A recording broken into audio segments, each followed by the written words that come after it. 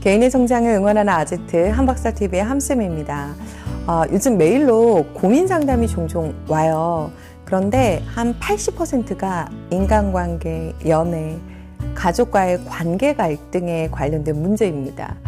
얼마 전 한 분이 메일을 주셨는데 나르시스트와 연애에서 벗어나고 싶은데 자꾸 또 끌려다니고 결국 헤어졌는데 다시 또 만나고 헤어지고 또 만나고 이렇게 반복하고 있다면서 힘들다고 간절하게 메일을 보내주셨어요. 그분께 제가 오카다 다카시의 책 왜 나는 항상 비슷한 사람만 좋아할까 이 책을 조금 추천드렸습니다. 예전에도 오카다 다카시의 책을 소개한 적이 있는데요. 이 책을 보면 자기애성 인격, 나르시스트에 대한 자가진단 테스트가 나와요. 우리 한번 같이 해보도록 할게요. 문항을 보시고 매우 그렇다면 2점, 그렇다는 1점, 아니다 0점을 주시면 되겠습니다. 매우 해당이 되면 2점입니다. 첫 번째, 나에게는 사람들이 미처 모르는 재능이나 뛰어난 점이 있다고 생각한다. 두 번째, 크게 성공해서 유명해지거나 어디선가 이상형을 만나기를 꿈꾼다. 세 번째, 나는 남들과 다른 특별한 사람이라고 생각한다. 네 번째, 칭찬받는 걸 무척 좋아하고 비판받으면 분개한다. 다섯 번째, 억지를 써서라도 내가 원하는 대로 할 때가 많다. 여섯 번째, 원하는 걸 손에 넣기 위해서라면 남을 이용하거나 잘 구슬릴 자신이 있다. 일곱 번째, 이기적이고 배려심이 없다. 여덟 번째, 친구나 지인의 행복을 보면 속으로 질투할 때가 있다. 아홉 번째, 주위에서 거만하고 자존심이 센 사람으로 본다. 마지막, 이용 가치가 없는 대상에게는 냉담하다. 어때요? 우리 대부분 나르시스트 성향이 좀 내재되어 있는 것 같죠?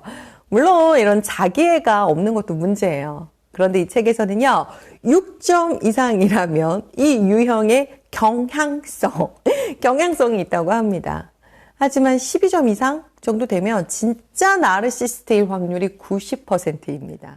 여러분, 나르시스트의 장점 있죠. 자신감이 넘쳐 보이고 매력 있어 보입니다.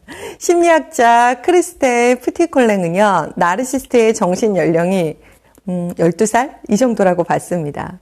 어린아이처럼 남들의 신경 안 쓴다는 거예요. 마찬가지로 나르시스트는 자신의 이익을 위해서라면 남에게 민폐 끼치는 거 절대 신경 쓰지 않습니다. 나의 내면을 보기보다 외면만 가꾸죠. 남에게 보이는 이미지 이런 것만 생각하죠. 실제로 언변도 좋고요. 수완도 뛰어나요. 문제는 오랜 시간 지내다 보면 이 정체가 드러난다는 거예요.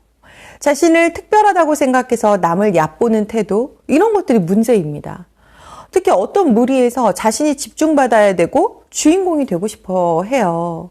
그래서 내가 빛나지 않는 자리, 빛나 보이지 않는 자리에는 가지 않습니다. 나르시스트가 가장 많이 하는 가스라이팅 이런 거죠. 나 화나게 하지 마. 나라면 이것보다 더 잘할 수 있어. 아니 어디서 감히 그딴 소리를 해? 이런 말로 상대를 또 부족한 사람으로 깎아내리고 굉장히 교묘하게 상대를 나쁜 사람으로 만들어버려요. 왜 이렇게 제왕, 여왕처럼 군림을 하려고 할까요? 저자는 말해요. 어린 시절부터 그들은 과보 속에서 자라서 좌절이라는 것을 모르고 자랐을 경우도 있다. 또는 사랑을 정말 독차지하다가 중간에 어떤 관심과 애정을 다른 형제자매에게 빼앗겼거나 어떤 쓰라린 좌절을 맛본 경우에 보상받고 싶어서 이 삐뚤어진 자기애가 조금 더 발전된다라고도 이야기합니다. 또는 어렸을 때 자라온 환경이 유독 좀 이렇게 시기심, 질투심을 좀 많이 느끼게 했다면 이것도 영향을 주죠. 양육자의 어떤 무조건적인 칭찬, 훈육을 해야 되는데 그냥 과도한 사랑만 주었을 경우에 그럴 때도 나르시스트로 갈 수도 있고요. 특히 너무 중요한데요. 부모의 진심 어린 공감 부족이 이 나르시스트의 가장 큰 원인입니다. 어떤 이유에서건 어린 시절에 안정적인 애착을 받지 못했다면 이런 유형이 될 수 있어요. 그럼 이 나르시스트는 어떤 사람에게 끌리는가? 저자는 남자 여자가 조금 다르다고 말해요.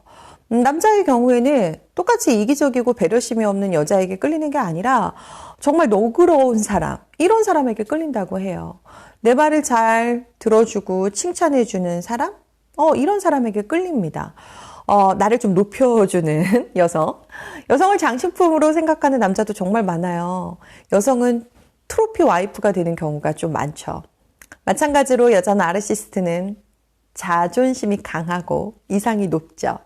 남성적인 면도 있잖아요. 그래서 남성에게 내가 지배당하는 모습을 보이는 건 극도로 싫어합니다. 남자와 대등한 관계처럼 보이지만 좀 보호자 같은 남자. 내 마음대로 할 수 있는, 뭔가 내가 지배할 수 있는 연하남과 잘 맞는다고 합니다.